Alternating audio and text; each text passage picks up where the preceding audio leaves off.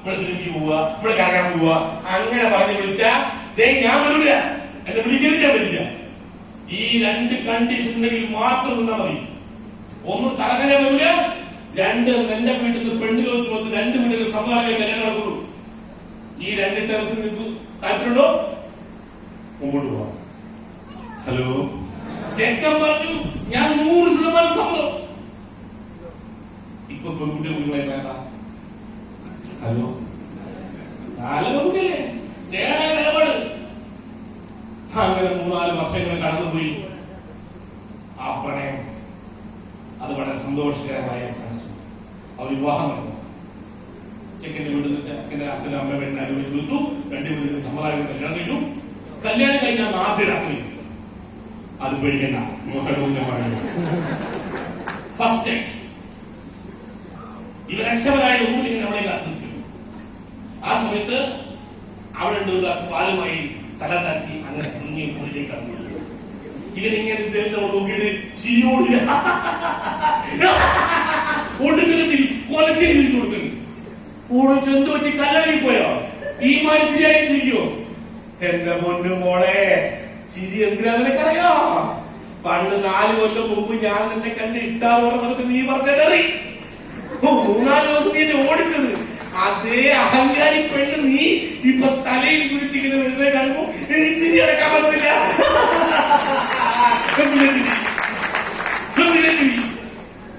അവൾക്ക് ചിരി നിന്ന അവർ അതൊന്നും ഇതാ കാര്യം. അപ്പൊ ഇതല്ല കാര്യം, വേറെ കാര്യമൊന്നും. എന്റെ പൊന്നു മോളെ, ഞാൻ നിന്നോട് ഒരു കാര്യം പറയാം. എന്റെ അവസ്ഥാനത്തിന്റെ സംഭവിച്ചു. പക്ഷെ ഞാൻ ഒരു കാര്യം പറയട്ടെ, ഈ കല്യാണം നടന്നതിന്റെ സീക്രട്ട് നടന്നിട്ടോ? അതായത് അന്ന് നീ എന്നോട് പറഞ്ഞില്ലേ, ഞാൻ നിന്നോട് പറഞ്ഞില്ലേ, കല്യാണത്തിന്റെ സമയത്ത് വീട്ടിൽ വന്നു ചോദിച്ചാൽ കല്യാണം നടക്കുള്ളൂ. അതിനിടയിൽ വല്ല ഹോട്ടലിൽ ബിസിനസ് വലിയ ചെറുപ്പക്കാരൻ പറയണേ, ഞാൻ നിന്നെ ഇടയ്ക്ക് 2 തവണയൊക്കെ വന്ന് വിളിച്ചില്ലേട്ടോ, നമ്മൾ ബീച്ചിൽ പോവാ, നമ്മൾ ഹോട്ടലിൽ പോവാ, നമ്മൾ സിനിമയ്ക്ക് പറഞ്ഞു വിളിച്ചില്ലേട്ടോ, നീ അപ്പൊ ഒന്നും വന്നില്ലല്ലോ. എന്റെ പൊന്നു മോളെ, ഒരു പക്ഷേ നീ അങ്ങനെ അന്ന് വന്നിരുന്നെങ്കിൽ സത്യം പറയലോ, ഞാൻ നിന്നിട്ട് കെട്ടിയില്ലായിരുന്നു. അന്ന് ഞാൻ വിളിച്ചിട്ട് വരാത്തോണ്ടായിരുന്നു കെട്ടിയിരുന്നത്. അപ്പൊ അവള് പറയാതെ എനിക്ക് ഉറപ്പല്ലേ, ഇന്ന് 4 ആൾക്കാർ ഇങ്ങനെ കൂടി പശ്ചിത്തത്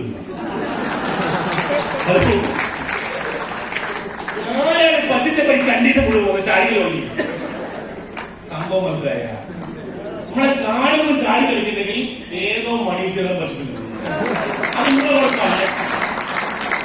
അത് നമ്മളെ കൊണ്ട് വെക്കണ്ട. എവിടെങ്കിലും ചീറ്റ് ചെയ്യപ്പെട്ടതിന്റെ വേദനയാണ് നമ്മൾ ചാടി കളിക്കുന്നെങ്കിൽ നിങ്ങൾ മനസ്സിൽ സൈലന്റാവുക, നിങ്ങൾ കൂളാവുക. 7 ലോജിക്കൽ കേസാണ്. സമയം ആരോ പൈസ എത്തിച്ചു, 1 ലക്ഷം കൊടുത്താൽ 2 ലക്ഷം കിട്ടും, 5 ലക്ഷം കൊടുത്താൽ 10 ലക്ഷം കിട്ടും. അങ്ങനെ പറഞ്ഞ് പൈസ കിട്ടും.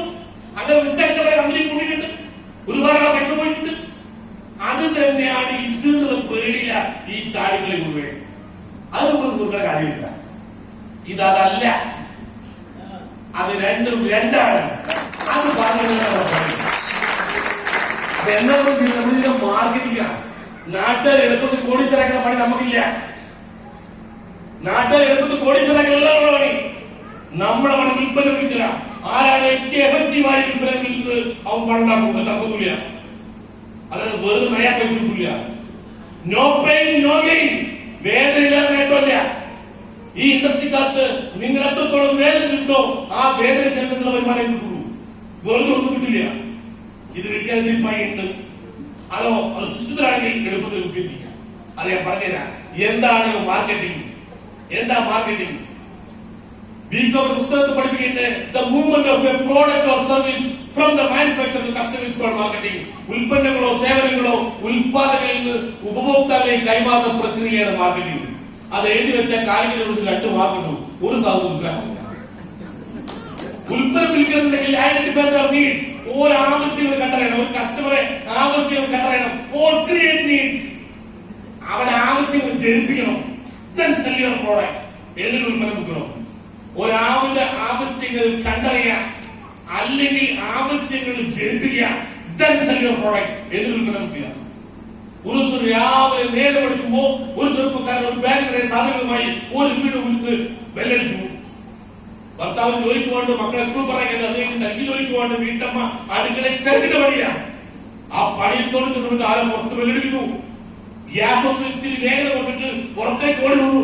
നോക്കുമ്പോ ഒരു ചെറുപ്പക്കാരൻ ബാഗുമായി തിരിച്ചെടുക്കുന്നത്, മാഡം ഞാൻ മാർക്കറ്റിംഗ് കമ്പനിയിലാണ്, ഞാൻ ഉൽപ്പന്നം പരിചയപ്പെടുത്തിക്കോട്ടെ.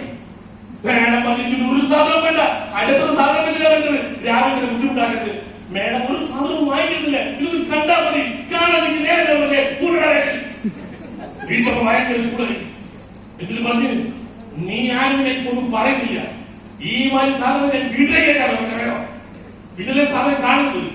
വീട്ടാ വളരെ ചൂടായി.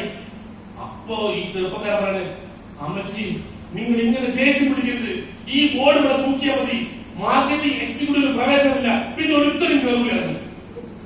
ആ ബോർഡാണ് വെച്ചോണ്ട് ഇത് പറയാണ് ഒരു 150 രൂപ. That is marketing.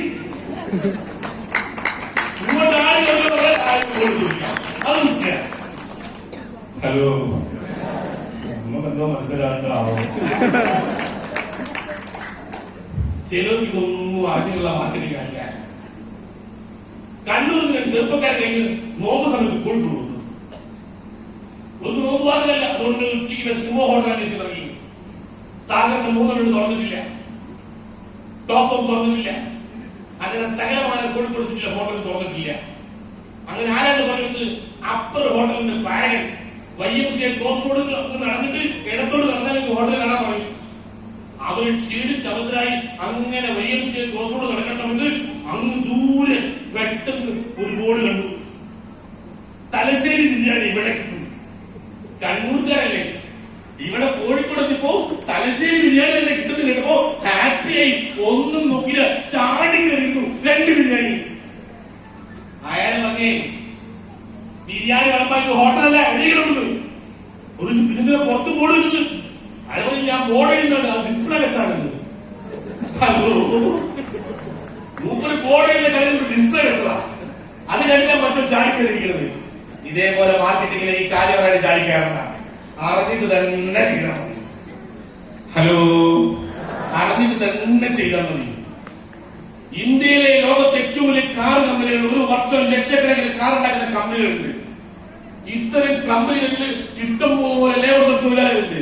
ഇവനൊക്കെ ശമ്പളം കൊടുക്കണമെങ്കിൽ ആ മുതലാളിയുടെ കയ്യിലേക്ക് 10 രൂപ വരണമെന്നുണ്ടെങ്കിൽ അടിയിൽ നിന്ന് ഉൽപ്പന്നം കൊടുക്കുന്ന ഈ മാർക്കറ്റ് എക്സിക്യൂട്ടീവ് ഉണ്ടെങ്കിൽ മാത്രമേ ആ കാർ കമ്പനി നിൽക്കൂ. ഏറ്റവും നല്ല കാർ ഉണ്ടാക്കിയിട്ട് കാര്യമില്ല, അത് ഏറ്റവും എഫക്റ്റീവായി കൊടുക്കുന്ന സ്റ്റാഫ് വേണം. ഈ ലോകം നിലനിൽക്കണമെങ്കിൽ എഫക്റ്റീവായി വിൽക്കുന്ന ആളുകൾ താഴെ ഉണ്ടാവും, ഇല്ലെങ്കിൽ ഒരു കമ്പനി ഉണ്ടാവില്ല. കർഷകൻ മണ്ണ് പണിയെടുക്കുന്നു, അവ വിളവുണ്ടാക്കുന്നു, അവൻ അത് ലോഡിൽ കൊണ്ടുപോകുന്നു, ചന്തയിൽ കൊണ്ടു വിൽക്കുന്നു. ഇവൻ വിൽക്കാനില്ലെങ്കിൽ അവൻ തക്കാളി ഉണ്ടാക്കേണ്ട കാര്യമില്ല. കടലിൽ പോകുന്നു, മീൻ പിടിക്കുന്നു, കൊണ്ടുവരുന്നു. ഈ താഴെത്തട്ടിൽ നിന്ന് തട്ടിൽ വെച്ച് സാധനം വിൽക്കാൻ ആളില്ലെങ്കിൽ പിന്നെ മറ്റൊരു മീൻ പിടിക്കാൻ പോകേണ്ട കാര്യമില്ല. ഇത് വിൽക്കാൻ കഴിയാന്നുള്ളതാണ് ഏറ്റവും പ്രധാനപ്പെട്ടത്. ഇല്ലെങ്കിൽ കടലിൽ പോയിട്ട് കാര്യമില്ല. ഏറ്റവും മികച്ച ടാലന്റ് ഉണ്ടാക്കുന്നുണ്ടെങ്കിൽ അത് വിൽക്കാനുള്ള സംവിധാനങ്ങളുണ്ട്. അതിലെ ഷോപ്പുകാരുണ്ട്, ഡോക്ടറെ സ്വാധീനിക്കാൻ ഏജന്റുമാരുണ്ട്, അതിനെ നമ്മൾ മെഡിക്കൽ റെപ്പ് എന്ന് പറയുന്നത്. ഇതെല്ലാം വിൽപ്പനയാണ്. ഉൽപ്പന്നങ്ങൾ ഉണ്ടാക്കലല്ല, എഫക്റ്റീവായി വിൽക്കലാണ് പ്രധാനം. ഇവിടെയാണ് മൾട്ടി ലെവൽ മാർക്കറ്റിംഗ് എന്ന് പറയുന്ന ഒരു പുതിയ കൺസെപ്റ്റ് വരുന്നത്. എന്താണ് ഈ മൾട്ടി ലെവൽ മാർക്കറ്റിംഗ് കൊണ്ട് ഉദ്ദേശിക്കുന്നത്?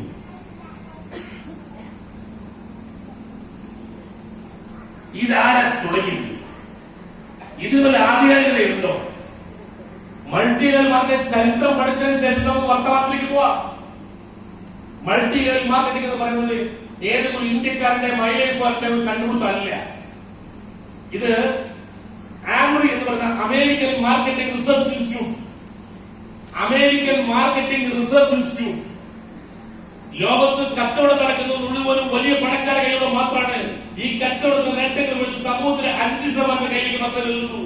അത് സാധാരണക്കാരെ കയ്യിൽ എഴുതാൻ എന്തുണ്ട് വഴി?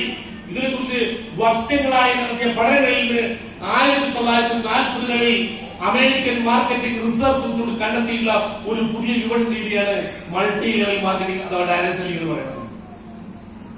സ്വാഭാവികമായും ഇങ്ങനെ ഒരു കൺസെപ്റ്റ് കൊണ്ടുവന്നപ്പോ ഇതൊന്ന് പരീക്ഷിച്ച് നോക്കി. രണ്ടാം ലോക മഹായുദ്ധം നടക്കുന്ന സമയത്ത് 1940 രണ്ടാം ലോക മഹായുദ്ധം നടക്കുന്ന സമയത്ത് അമേരിക്കയിലെ മരിച്ചുപോയ പട്ടാളക്കാരുടെയും ഭാര്യമാർക്കും ജോലി കിട്ടാൻ വേണ്ടി, മുറിവേറ്റ പട്ടാളങ്ങൾക്ക് തൊഴിൽ ചെയ്യാൻ വേണ്ടി ഈ മേഖലയിലൂടെ അവർ ഉൽപ്പന്നങ്ങൾ വിളിച്ചു നോക്കി.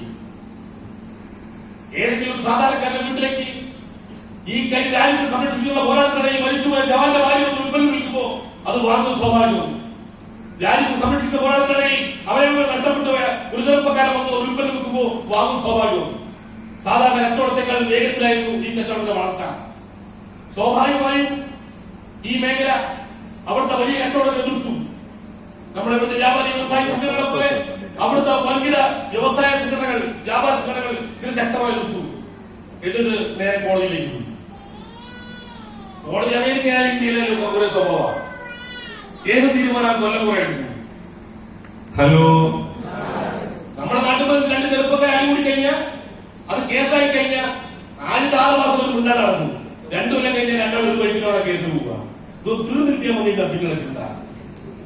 രണ്ടാം അടുത്ത് നമ്മുടെ നാട്ടിലെ, തമിഴ്നാട്ടിലെ, നമ്മുടെ അതിർത്തിയിൽ ബോർഡറിലെ സത്യവരക്കാട്ടിലെ ഒരു ഭീകരക്കട ഉണ്ടായിരുന്നല്ലോ പണ്ട്, വീരപ്പൻ ഒരുപാട് ചന്ദ്രൻ പൊട്ടിച്ച്, പിന്നെ ആനക്കമ്പ് പൊട്ടിച്ച്, അങ്ങനെ അവസാനം രാജകുമാറിനെ പൊട്ടിച്ചു.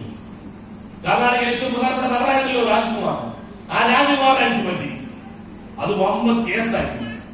കേസ് എങ്ങനെ കോടതിയിൽ നടന്നത് ഈ അടുത്ത കാലത്ത് വിധിയാണ്. ആ വിധി കേൾക്കാൻ അന്ന് തട്ടിക്കൊണ്ടുപോകപ്പെട്ട രാജ്കുമാർ ഉണ്ടായിട്ടില്ല, തട്ടിക്കൊണ്ടുപോയ വീരപ്പൻ ഉണ്ടായിട്ടില്ല. രണ്ടാളും മത്സരത്തിലാണ് വിധി വന്നത്. ഹലോ, സത്യമേ പറയുന്നത്. കോടതി കാര്യം അങ്ങനെയാണ്. കോടതി കേസ് എടുത്താണ് ഏറ്റവും വലിയ ശിക്ഷ എന്ന് പറഞ്ഞാൽ.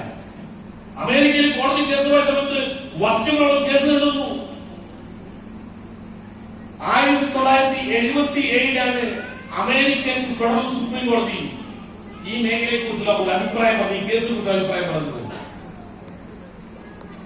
കച്ചവടക്കാർ ഉന്നയിച്ച ഏറ്റവും പ്രധാനപ്പെട്ട തടസ്സവും, ഞങ്ങൾ വലിയ കച്ചവട സ്ഥാപനങ്ങൾ വെച്ച് ഉൽപ്പന്നങ്ങൾ വിൽക്കുന്ന സമയത്ത് 1 രൂപ മുതൽ മുടക്കില്ലാതെ വീട് കയറി സാധനം വിൽക്കുന്ന ഈ കച്ചവട രീതി നിരോധിക്കണമെന്നാണ്. പക്ഷേ സുപ്രീം കോടതി ഒരു കസ്റ്റമർ ഭാഗത്താണ് ചിന്തിച്ചത്. മുടക്കുന്ന പൈസയ്ക്ക് ഒരു കസ്റ്റമർക്ക് ഒരു ഉൽപ്പന്നം കിട്ടുന്നുണ്ടെങ്കിൽ ആ കച്ചവടം നിരോധിക്കേണ്ട കാര്യമില്ല എന്നാണ് കോടതിയുടെ അഭിപ്രായം. അതായത് കച്ചവടം ചെയ്യാൻ റൂമിന്റെ ആവശ്യമില്ല, മുടക്കുന്ന പൈസയ്ക്ക് മൂല്യമുള്ള ഉൽപ്പന്നം കസ്റ്റമർ കിട്ടുന്നുണ്ടെങ്കിൽ അത് നിയമപരമാണ് എന്ന് അമേരിക്കൻ കോടതി പറഞ്ഞു. അമേരിക്കയിൽ ഇത് നിയമപരമുണ്ട്. ലോകരാജ്യങ്ങളിലേക്ക് കാട്ടിന് വളർന്നു പിടിച്ചു. പക്ഷെ ഇന്ത്യയിലേക്ക് വരാൻ വൈകിപ്പോയി. കാരണം ഇന്ത്യയിൽ കമ്പ്യൂട്ടർ വൽക്കരണത്തിന് വൈകിട്ടാണ് വന്നത്. 1996 ഇന്ത്യയിൽ ആദ്യമായി ലക്ഷണമൊത്ത ഒരു ഡയറക്ട് എന്ന് വന്നത്. ആ കമ്പനിയുടെ പേര് ഓറിഫ്ലൈം എന്നാണ്. സ്വീഡിഷ് കമ്പനിയാണ്. ഇന്ത്യയിൽ ആദ്യമായി ഡയറക്ട് സെല്ലിംഗ് സ്റ്റാർട്ട് ചെയ്ത കമ്പനിയുടെ പേര് ഓറിഫ്ലൈം ആണ്. സ്വീഡിഷ് കമ്പനിയാണ്. അതിനുശേഷം ഇഷ്ടംപോലെ കമ്പനികൾ, ആത്മീയ ഇഷ്ടംപോലെ കമ്പനികൾ ഇന്ത്യയിലേക്ക് കടന്നു പോകുന്നു. പക്ഷേ ഇന്ത്യയിൽ, പ്രത്യേകിച്ച് കേരളത്തിൽ ഒരു സ്വഭാവമുണ്ട്. ലോകത്തെ കണ്ടുപിടുത്തത്തിന്റെ രാജാക്കന്മാരെ അറിയപ്പെടുന്നത് ജർമ്മൻകാരെയാണ്, ജൂതന്മാരെയാണ്. കണ്ടുപിടുത്ത രാജാക്കന്മാരെ അറിയപ്പെടുന്നവരാ, ഒട്ടുക്കത്തെ പുതിയ രാഷ്ട്രന്മാരാ. എന്നാൽ മലയാളികൾ പറഞ്ഞാൽ കണ്ടുപിടുത്തക്കാരെ കണ്ടുപിടിക്കുക. കണ്ടുപിടുത്തക്കാരെ കണ്ടുപിടിക്കുക. എന്ത് ചെയ്താലും അതിന് ഡ്യൂപ്ലിക്കേറ്റ് ഉണ്ടാക്കുന്നതിൽ നമ്മളെ പോലെ വിദഗ്ധന്മാർ ലോകത്ത് വേറെ. ജർമ്മനിയിൽ ഇതൊരു കണ്ടുപിടിക്കുന്ന മിഷൻ ഉണ്ടാക്കി. എന്നിട്ട് പറഞ്ഞ് ഇത് ടൗണാണ് വെച്ച് കഴിഞ്ഞാൽ ടൗണിലുള്ള സകലമായ കള്ളമലയിൽ ഉപയോഗിക്കുള്ളൂ. അങ്ങനെ ഓരോ നഗരത്തിൽ വെച്ച് നോക്കി. അവസാനം ജപ്പാനിൽ കൊണ്ടുവച്ചു, ടോക്കിയോയിൽ. അവിടുത്തെ നേരെ പിടിക്കുമ്പോഴേക്കും 1000-2000 കള്ളന്മാരെ പിടിക്കുന്നത്.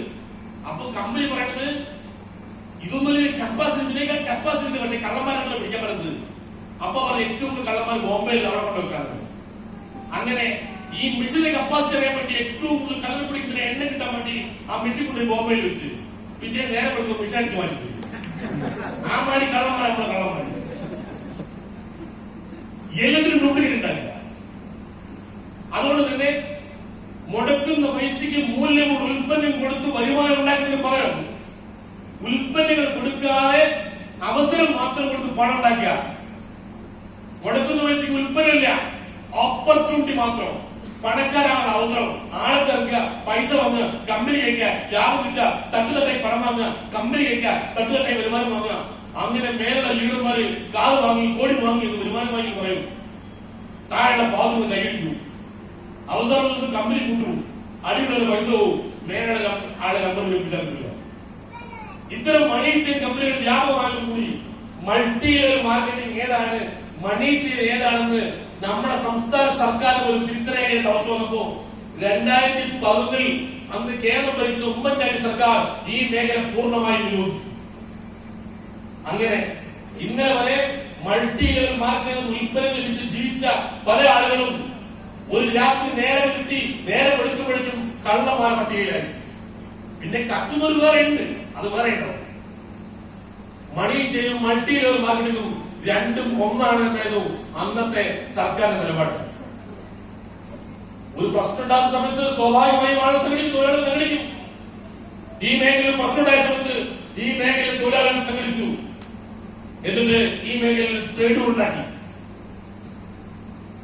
2011 ഡയറക്ട് ഇൻഡസ്ട്രിക്കാലത്തെ കേരളത്തിന് ഇന്ത്യയല്ല ലോകമെത്തുന്ന രാജ്യമായി ഈ മേഖലയിൽ ഒരു സംഘടന നടന്നു. 2011 ഒക്ടോബർ മാസം 19 കോഴിക്കോട് ടൗൺ ഹാളിൽ വെച്ച് അന്നത്തെ AITC സംസ്ഥാന ജനറൽ സെക്രട്ടറി, പിന്നീട് അങ്ങോട്ട് CPI സംസ്ഥാന ജനറൽ സെക്രട്ടറിയുമായിരുന്ന സഖാവ് കാനം രാജേന്ദ്രൻ ഈ മേഖലയിൽ multi level marketing employees federation AITC എന്നൊരു സംഘടനയ്ക്ക് രൂപം കൊടുത്തു.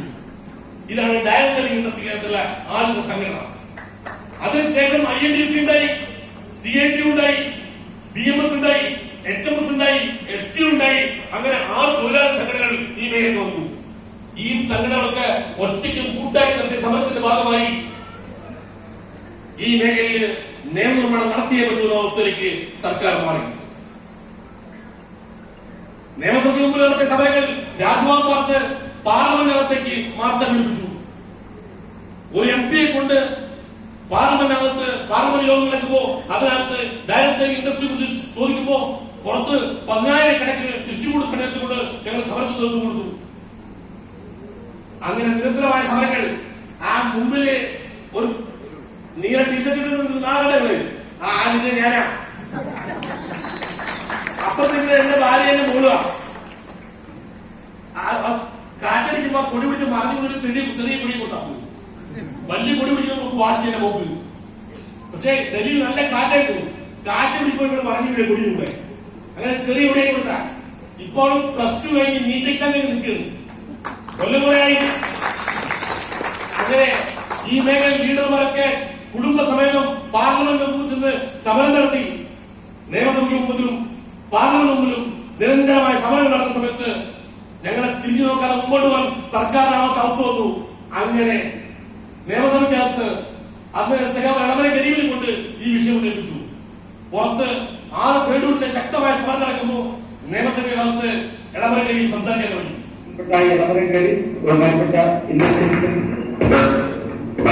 മാർക്കറ്റിന്റെ ജീവനക്കാരുടെ എല്ലാ പിള്ളേരും ചേർന്ന് സെക്രട്ടേറിയറ്റിന് മുന്നിൽ 2 ദിവസമായി സമരം ചെയ്തുവരെ മൾട്ടി ലെവൽ മാർക്കറ്റിംഗ് മേഖലയ്ക്ക് ആദ്യമായി ഗൈഡ് ലൈൻ ഈ ഗവൺമെന്റ് പുറപ്പെടുവിക്കില്ല. എന്റെ പല രാജ്യങ്ങളിലും കൊണ്ടുവരാൻ നിയമമുണ്ട്.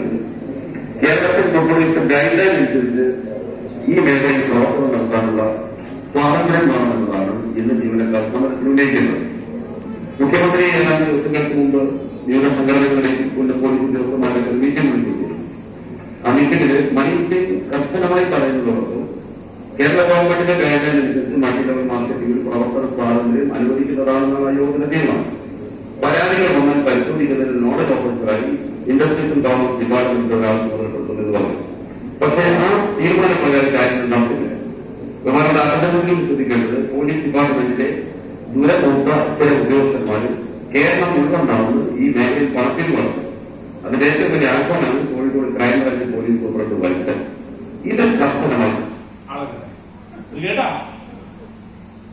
കേരള ഗവൺമെന്റ് ഈ മേഖലയെ മൾട്ടി ലെവൽ മാർക്കറ്റിംഗ് വേറെയാണ്, മണി ചെയിൻ വേറെയാണ്, മൾട്ടി ലെവൽ മാർക്കറ്റിംഗ് അവർക്ക് പ്രവർത്തിക്കാൻ ആവശ്യമായ ഗൈഡ്ലൈൻസ് കൊണ്ടുവന്നതിന് ശേഷവും ഇത് രണ്ടും ഒന്നാന്ന് പറയുന്നത് പോലീസുകാർ നേരത്തെ പണം പിരിക്കരുത്. എന്നെ പോലെ ലീഡേഴ്സ് ഓരോ മീറ്റിംഗ് നടത്തുന്ന സമയത്ത് പോലീസുകാർ വന്നു കഴിഞ്ഞാൽ ചട്ടയും പടം മുട്ടി ഇറങ്ങി ഓടുക ഞങ്ങള്.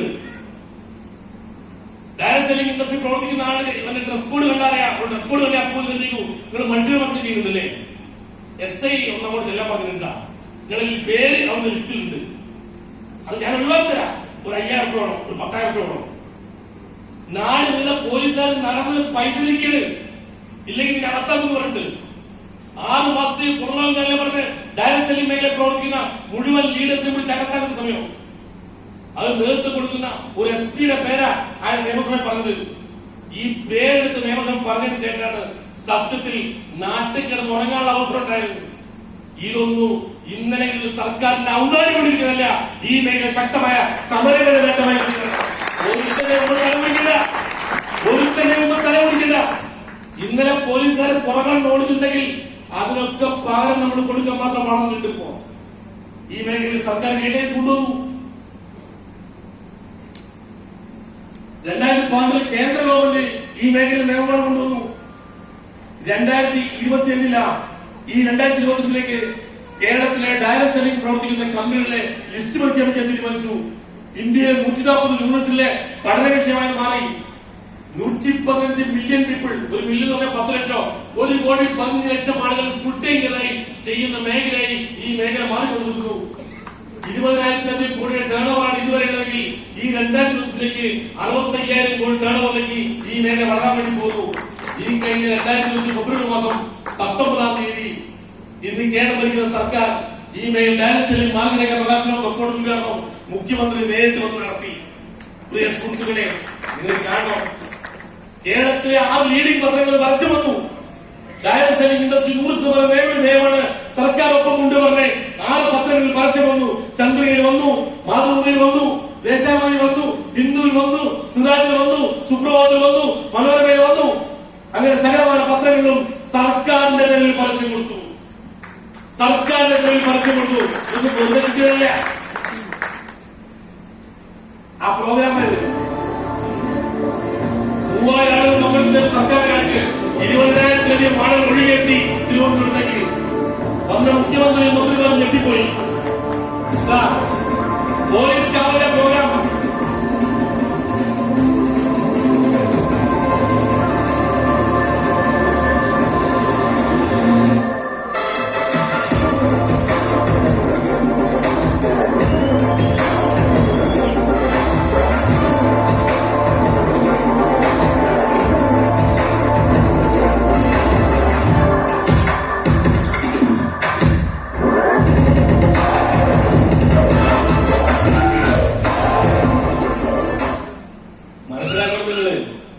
ഇന്നലകളിൽ മണി ചെയിനാണെന്ന് പറഞ്ഞ് ഞങ്ങളുടെ പുറകടന്ന് ഓരോ മീറ്റിംഗിനും പറയാൻ ഓടിച്ച് പൊട്ടിച്ച പോലീസുകാരല്ല.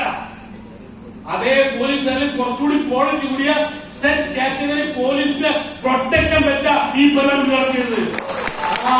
അന്നോട് അതേ പോലീസുകാർ ഇപ്പൊ സേവടിക്കാൻ തുടങ്ങി, മാറി. കേരളത്തിലെ 6 പത്രങ്ങളിൽ പരസ്യം കൊടുത്തു സർക്കാർ. ഇനി വേണ്ടത് ലീഗൽ കമ്പനി ലിസ്റ്റാ. ലീഗൽ കമ്പനി ലിസ്റ്റ് അത് സർക്കാർ തയ്യാറാക്കി സൈക്കിളാണ് വരുന്നത്. ഇന്ന് MBA കഴിഞ്ഞ് പുറത്തുനിന്ന് കുട്ടിക്ക് തൊഴിലില്ലെങ്കിൽ അവർ ഡയറക്ട് സെല്ലിംഗ് ഇൻഡസ്ട്രിക്കാർക്ക് കച്ചവടത്തിന് മായാലോകത്ത് ഇറങ്ങാൻ ഏറ്റവും മികച്ച കമ്പനി ഏതാ? അത് 100% ലീഗലാവണമെന്ന് പറയാൻ സർക്കാർ തന്നെ പറയട്ടെ. സർക്കാർ പിടിച്ച് സൈക്കിൾ വിട്ടെ. ഇത് അദ്ദേഹം നിലപാട്.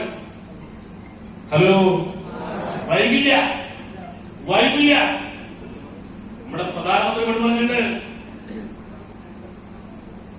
ഹലോ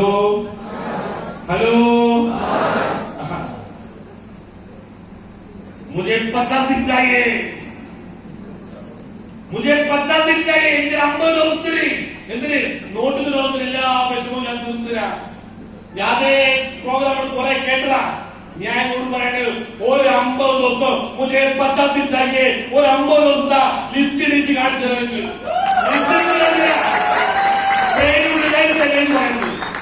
അത് പഠിച്ചോണ്ടിരിക്കാം. അപ്പൊ സാറേ, ഈ ലിസ്റ്റ് വന്നു കഴിഞ്ഞാൽ നമ്മളുണ്ടാവോ? അതപ്പോ അടുത്ത ചോദ്യം. സാറേ, കേരളത്തിലെ വെബ് പോർട്ടലിൽ 168 കമ്പനികൾ കയറി നോക്കി. അതിനുള്ള കണ്ടീഷൻ കണ്ട സമയത്ത് കയറി വെച്ച അപ്പാടെ ഇറങ്ങിപ്പോയി. ഒരു 10-18 കമ്പനി മാത്രമേ ഇപ്പോ അവിടെ അപ്ലിക്കേഷൻ ഡീറ്റെയിൽസ് കൊടുത്തിട്ടുള്ളൂ. അതിനെക്കുറിച്ച് സർക്കാർ പഠിച്ചുകൊണ്ടിരിക്കുകയാണ്. ആ 18 കമ്പനിയിൽ എത്ര കമ്പനി ലിസ്റ്റ് തുടങ്ങുന്നത് നിങ്ങൾക്ക് അറിയില്ല. ചിലപ്പോ 18 ഉണ്ടാവും, ചിലപ്പോ 10 ഉണ്ടാവും, ചിലപ്പോ 5 ആവും, 4 ആവാം, 3 ആവാം, 2 ആവാം, 1 ആവാം. അങ്ങനെ ഒറ്റ കമ്പനി ആ കമ്പനിയുടെ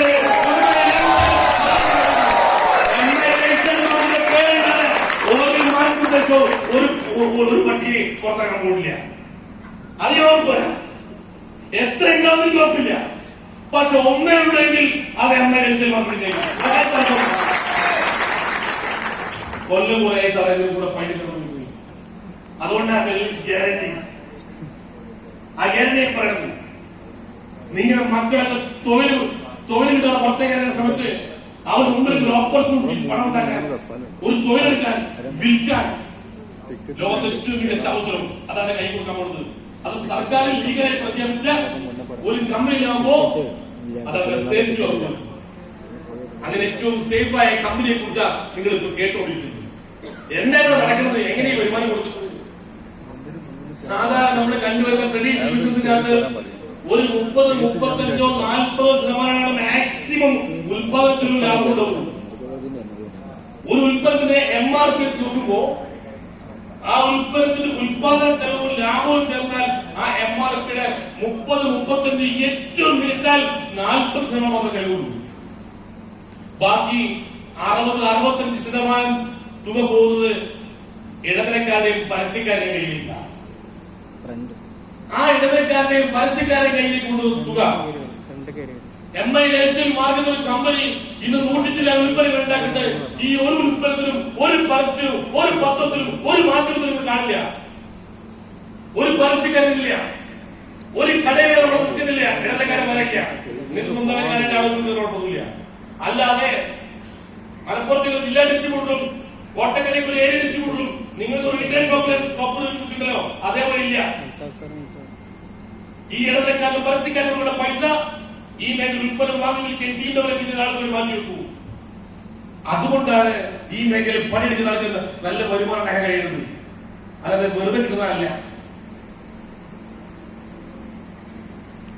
ഇവിടെ അക്യുമുലേഷൻ ഓഫ് വെൽത്ത്, കോടീശ്വരന്മാരുടെ കയ്യിലേക്ക് കോടികൾ വീണ്ടും കുന്നുകൂടുന്ന സമയത്ത് ഡിസ്ട്രിബ്യൂഷൻ ഓഫ് വെൽത്ത്, സാധാരണക്കാരുടെ കയ്യിലേക്ക് പണം അങ്ങനെ എത്തിച്ചു കൊടുക്കുന്ന ഒരു മേഖലയാണ് ഡയറക്ട് സെല്ലിംഗ് എന്ന് പറയുന്നത്. അക്യുമുലേഷൻ ഓഫ് വെൽത്ത് എന്ന് പറഞ്ഞാൽ എന്താണെന്ന് മനസ്സിലാക്കില്ല. എങ്ങനെ സംഭവിക്കുന്നത്? ഈ കഴിഞ്ഞ 2014 ഇന്ത്യയിലെ ഏറ്റവും വലിയ കോടീശ്വരനായ മുകേഷ് അംബാനിയുടെ ആസ്തി ഏകദേശം 6 ലക്ഷം കോടിയായിരുന്നു. കൃത്യമായി പറഞ്ഞാൽ 5.93 ലക്ഷം കോടി. കഴിഞ്ഞ 2014 മുകേഷ് അംബാനിയുടെ ആസ്തി 6 ലക്ഷം കോടിയായിരുന്നു.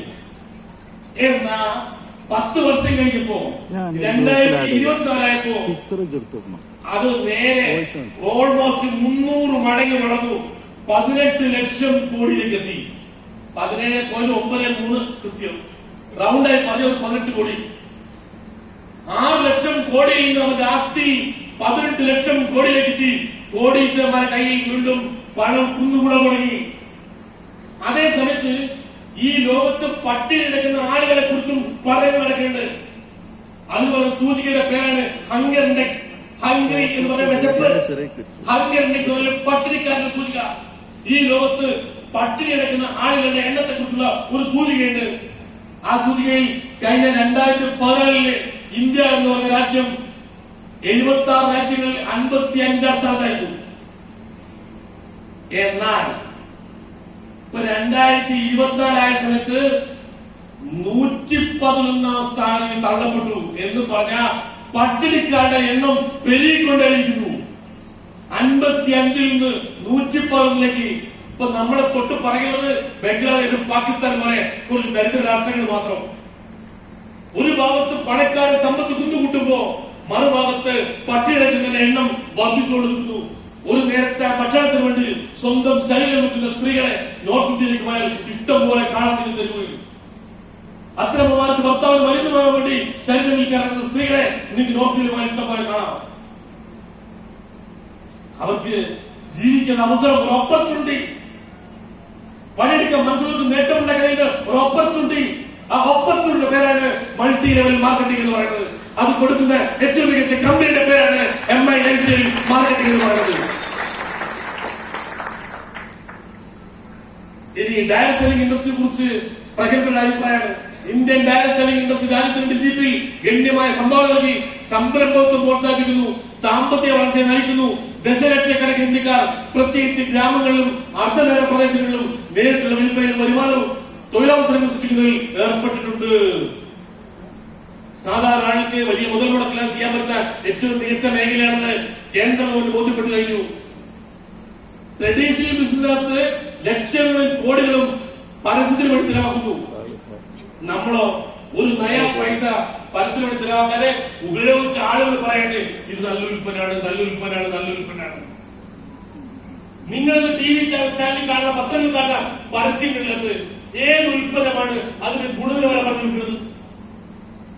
ഒരു ഉൽപ്പന്നത്തെ കുറിച്ച് പരസ്യം കൊടുക്കുന്നത് ആ ഉൽപ്പന്നത്തിന്റെ ഇൻഗ്രീഡിയൻസ് വേണമെങ്കിൽ പറയാം, അസംസ്കൃതങ്ങൾ അതിന്റെ റിസൾട്ട് ഗുണം വേണമെങ്കിൽ പറയാം.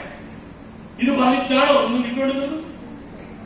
ആട്ടയുടെ വസ്തുവിൽ അച്ഛനെ മക്കളോട് കെട്ടിപ്പിടിച്ചുകൊണ്ടിരിക്കുന്നു. അത് ആട്ടയുടെ എന്ത് ബന്ധമാണ് എനിക്കറിയില്ല.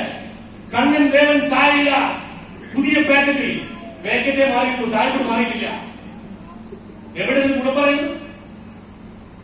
ആളുകൾ ഇപ്പിൽപ്പെടുന്ന പരസ്യങ്ങൾ കൊടുക്കില്ലേ? ഒരു ചെറുപ്പക്കാരൻ രാവിലെ വീട്ടിൽ നിന്ന് പുറത്തേക്ക് ഇറങ്ങുന്ന സമയത്ത് അവൻ പല്ലിൽ തേക്കുന്നു. അവൻ പരസ്യം കൊടുത്ത ടൂത്ത് പേസ്റ്റ് ഏതാണോ അതൊരു പരസ്യം, അതൊരു പല്ല് തേക്കുന്നു. എന്നിട്ട് അവൻ കണ്ണടിൽ നോക്കുന്ന സമയത്ത് പല്ലിൽ നിന്ന് നല്ല കടക്കം, നല്ല ഫ്രഷ്നസ്. അത് കഴിഞ്ഞ് വൈകിട്ട് നേരെ ബസ് സ്റ്റോപ്പിൽ പോകുന്നു. ബസ് സ്റ്റോപ്പിൽ 3-4 സുന്ദരമായ പെൺകുട്ടികൾ അവർ നോക്കുന്നു. അവന്റെ വായിൽ നിന്ന് ഒരു ആരോ മാർക്ക് ഇത് ഇങ്ങനെ പോയി നേരെ മുട്ടുന്നു. അവർ പ്രയത്നമാവുന്നു. ഹലോ, ആ പേസ്റ്റുമായി ഇന്നും പല്ലിച്ച് നാളെ ബസ് സ്റ്റോപ്പ് പോയി നോക്ക്. 3 മിനിറ്റ് നോക്കി തന്നെ കേൾക്കാം. ഇതിൽ എവിടെയാണ് ഈ പ്രൊഡക്റ്റ് ക്വാളിറ്റി എവിടെയാണ് പറയുന്നത്? പെണ്ണുങ്ങൾ ആയ നോക്കിയിട്ടാണ്. ഹലോ, അൺഎത്തിക്കൽ പരസ്യങ്ങളെ കൊടുക്കുന്നത് മോഹൻലാൽ പറയുന്നത് എന്റെ ഉന്മേഷത്തിന്റെ കണ്ണൻ ദേവൻ ചായ ഉയരം കൂടുന്നൊരു സ്വാദം കൂടുന്നു. ഹലോ, അത് കഴിഞ്ഞ് നമ്മളൊക്കെ കണ്ണൻ ദേവൻ വാങ്ങിക്കിട്ടാൻ പറ്റി.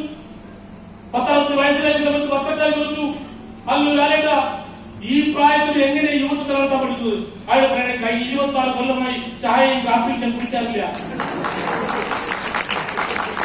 ഇയാൾ പറയേണ്ടത് ഇവിടെ 3 പേരെ കുറിച്ചുകൊടുക്കരുത്. ഇന്നത്തെ വയസ്സാകുന്നു അയാൾ യുവാവായിരിക്കുന്നത്. വേറെ പരസ്യം കൊടുക്കുന്നത് പങ്കജ കസ്തൂരി ആശ്വാസം ഓരോ ശ്വാസത്തിലും പ്രീതി പറയുന്ന കേട്ടാൽ മോഹൻലാൽ വഴിവാടുന്നു. പ്രീതി പങ്കജ കസ്തൂരി ആശ്വാസം ഓരോ ശ്വാസത്തിലും. അയാൾക്ക് വലിവില്ല, ഒരു ചെരിവുള്ളൂ, അത് മാറിയില്ല. പറയുന്ന മുഴുവനാണോ?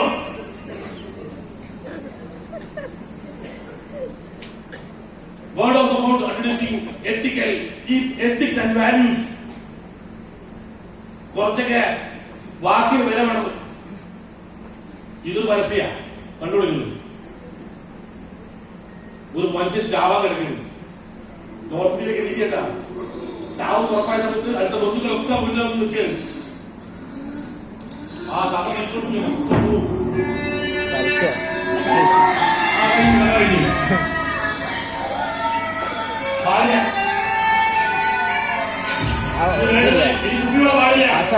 പാടില്ല, ഒട്ടും മയക്കില്ല, മയക്കില്ല, മയച്ചു നോക്കി മയമില്ല, സിന്ദൂര മയക്കാനാവുന്നില്ല. സിന്ദൂര മയക്കൊണ്ട് ഭർത്താവിട്ടില്ല.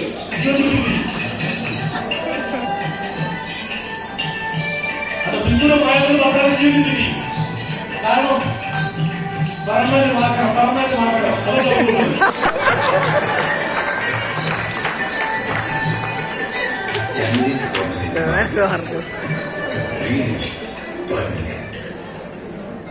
മെഡിക്കോളിൽ പോയി കമ്പനി പെർമനന്റ് മാർക്കാൻ കേൾക്കാൻ പറയില്ല. എന്ത് പൊട്ടനായി കാണിക്കുന്നത്? പെർമനന്റ് മാർക്കുന്ന പരസ്യം ഭർത്താവ് മരിച്ചിട്ട് പിന്നെ പോവുക. ഇത് മയക്കുന്നത് തൊട്ടോളി എല്ലാവരും പറഞ്ഞു പറഞ്ഞു. ഹലോ, ഈ തട്ടിപ്പിന്റെ നടുവിലാണ് ഞാൻ നിങ്ങളോട് ജീവിക്കുന്നത്. ഇതിനെതിരായിട്ടുള്ള ഒരു പോരാട്ടമാണ് ഡയറക്ട് ഇൻഡസ്ട്രിയിലെ ട്രെയിനറോട് നടന്നുകൊണ്ടിരിക്കുന്നത്. നിങ്ങൾ കണ്ട മണി ചേഞ്ച് അല്ല ഇത് മൾട്ടി ലെവൽ മാറ്റുക. മുടക്കുന്ന പൈസയെ മൂല്യമുള്ള ഉൽപ്പന്നം ഒരു കച്ചവടത്തിന്റെ മര്യാദകൾ ഒന്നാമത്തതാണ്. നിയമത്തെക്കുറിച്ച് ഞാൻ പറയില്ല, അതിനെക്കുറിച്ച് പറയാൻ വലിയ താല്പര്യമില്ല. നിയമത്തെക്കാൾ കൂടുതൽ ഞാൻ മര്യാദയെക്കുറിച്ച് പറയുന്നത്. കാരണം നിയമങ്ങൾ പലപ്പോഴും എല്ലാവർക്കും ഒരേപോലെയല്ല. നിയമം ചിലന്തി വല പോലെയാണ് പറയുന്നത്. ചെറിയ പ്രാണികളൊക്കെ കുടുങ്ങി വലിയ പ്രാണികൾ ചിലന്തി വല കുറിച്ച് പുറത്തിറങ്ങി ചെയ്ത പോലെ ബമ്പന്മാരൊക്കെ കേസിന് പുറത്തിറങ്ങി ചെറിയ അതാണ് നമ്മൾ കണ്ടുകൊണ്ടിരിക്കുന്നത്. പക്ഷെ മര്യാദ അങ്ങനെയല്ല. അതുകൊണ്ട് ഞാൻ മര്യാദയെ കുറിച്ച് പറയാൻ താല്പര്യപ്പെടുന്നു. ഒരു കച്ചവടത്തിലെ മര്യാദകൾ ഒന്നാമത് മുടക്കുന്ന പൈസ മൂല്യമുള്ള ഉൽപ്പന്നം. നിങ്ങൾക്ക് കോടീശ്വരാക്കാനല്ല പറഞ്ഞത്, നിങ്ങൾക്ക് മുടക്കുന്ന പൈസ മൂല്യമുള്ള ഉൽപ്പന്നം കിട്ടും. കച്ചവടത്തിൽ ഒന്നാമത് മര്യാദ ഇതൊക്കെ സാർ. ഈ മൂല്യമുള്ള പറഞ്ഞത് ഉൽപ്പന്നം പറയാൻ പറയാം, ഉൽപ്പന്നം പറയാൻ പോരാ. മൂല്യമുള്ള ഉൽപ്പന്നം ആണ് രണ്ടാമതാണ്. ആദ്യത്തെ കച്ചവടം ഒരാൾ ആദ്യമായി നമ്മൾ ഉൽപ്പന്നം വാങ്ങിക്കുന്നത് ഉൽപ്പന്നത്തിന് ഗുണനിലവാരം കണ്ടില്ലല്ല, നിങ്ങളുടെ ഫേസ് വാല്യൂ അല്ലെങ്കിൽ നിങ്ങളുടെ പെരുമാറ്റം, നിങ്ങളുടെ മുഖം കണ്ടാല് ആളുകൾ ആദ്യം ഉൽപ്പന്നമാണത്. നിങ്ങൾ നല്ല പേസ്റ്റ് ധൈര്യമായി വാങ്ങിക്കൊള്ളി. നിങ്ങളെ ഇഷ്ടപ്പെട്ടതുകൊണ്ട് ആ ഒരു പേസ്റ്റ് വാങ്ങിച്ചു. അടുത്ത മാസം വീണ്ടും ഒരു പേസ്റ്റ് വേണമെന്ന് വീണ്ടും പറഞ്ഞാൽ അത് നിങ്ങളുടെ മുഖത്തിന്റെ ഗുണം കൊണ്ടല്ല, ഉൽപ്പന്നത്തിന്റെ ഗുണം കൊണ്ടാ. അങ്ങനെ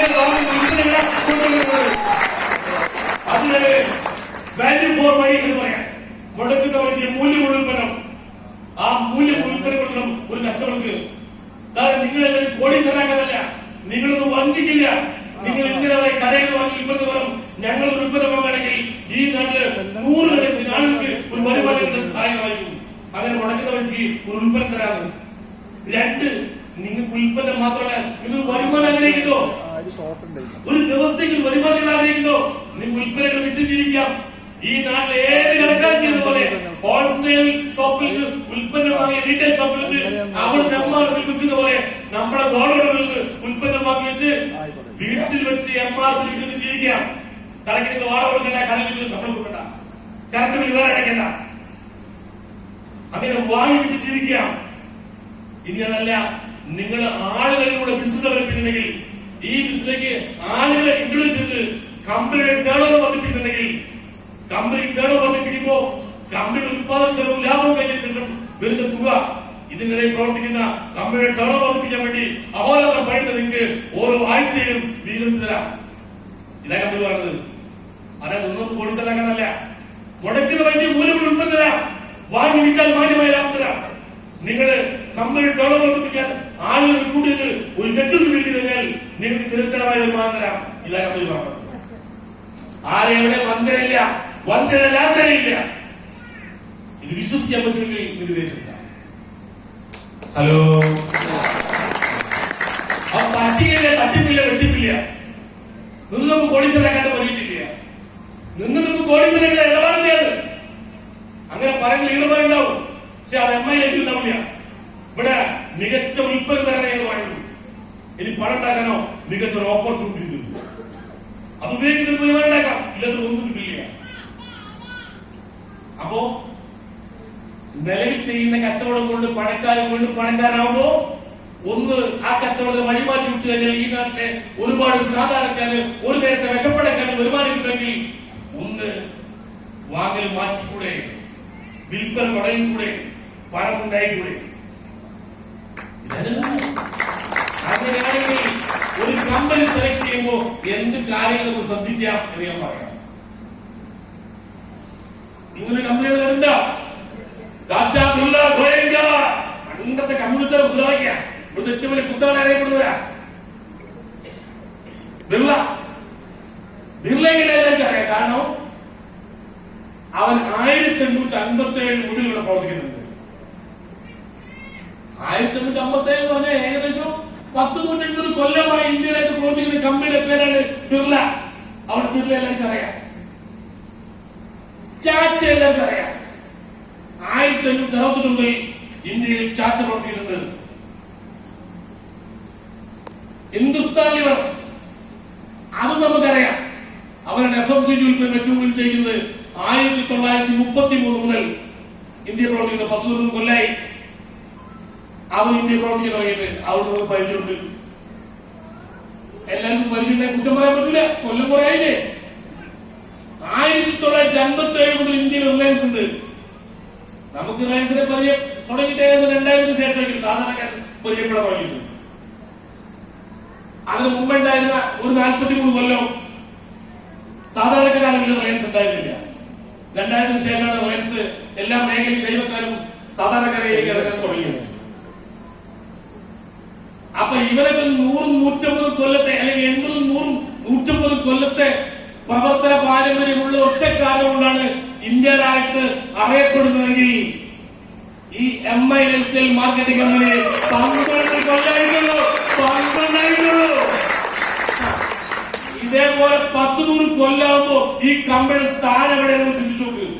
12 കൊണ്ട് അളന്നു കഴിഞ്ഞ് മൊത്തപ്പോ ഇന്ത്യ രാജ്യത്ത് ഡയറക്ട് കമ്പനിയുടെ പേര് പറയുമ്പോ MILCL മാർക്കറ്റിന്റെ പേര് മാറ്റി വെച്ച് ഒരു കുട്ടിക്കും പറയേണ്ട അവസ്ഥയിലേക്ക് 12 കൊല്ലം കൊണ്ട് വളരെ കമ്പനിയായി കമ്പനി ചില്ലറ സാധനമല്ല. വന്ന് പെട്ട ചെറുതല്ല. India number 1 direct company. India number 1 direct കമ്പനിക്കകത്ത ഞാൻ നിങ്ങളും ആരെയോ അറിയാതെയോ വന്നുപെട്ടത്. അതുകൊണ്ട് ഇത് കൂട്ടിപ്പോകുന്ന കാര്യം പേടിക്കണ്ട. ഹലോ, ഒരു പഴം എടുക്കട്ടെ.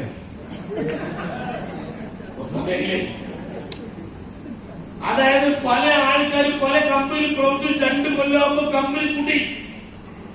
ഇതിനു മുമ്പേ തൃശ്ശൂരിന് ചെറുപ്പക്കാരുടെ ആവേശമായി സ്മാർട്ട് ഫീൽഡ് ഒരു കമ്പനി ഉണ്ടായിരുന്നു. ഒരു 2 കൊല്ലം ഭയങ്കര ഓട്ടായിരുന്നു. പിന്നെ പൊടി പോലില്ല കണ്ടുപിടിക്കാൻ. അങ്ങനെ കോഴിക്കോട് വടകരയിൽ വീരാനൊരു കമ്പനി ഉണ്ടായിരുന്നു. പൊടി പോലില്ല കണ്ടുപിടിക്കാൻ. അങ്ങനെ 10 കമ്പനിയുടെ പേര് പറയാനുണ്ട്. നീ ഇപ്പൊ പറയാൻ ഉദ്ദേശിക്കുന്നില്ല. കൂട്ടിപ്പോയില്ലേ? എന്തിനാ ചത്തോരെ കുറ്റം പറയണത്? അത് ശരിയല്ലല്ലോ. അങ്ങനെ വിട്ടേക്ക്. 2 എക്സാമ്പിൾ പറഞ്ഞേ കൂട്ടിയാൽ നമ്മളൊരു കമ്പനിയെ കാര്യം നോക്കുമ്പോ ആ കമ്പനി മാനേജ്മെന്റ് സ്ട്രോങ് എന്ന് ഉറപ്പുണ്ടല്ലേ?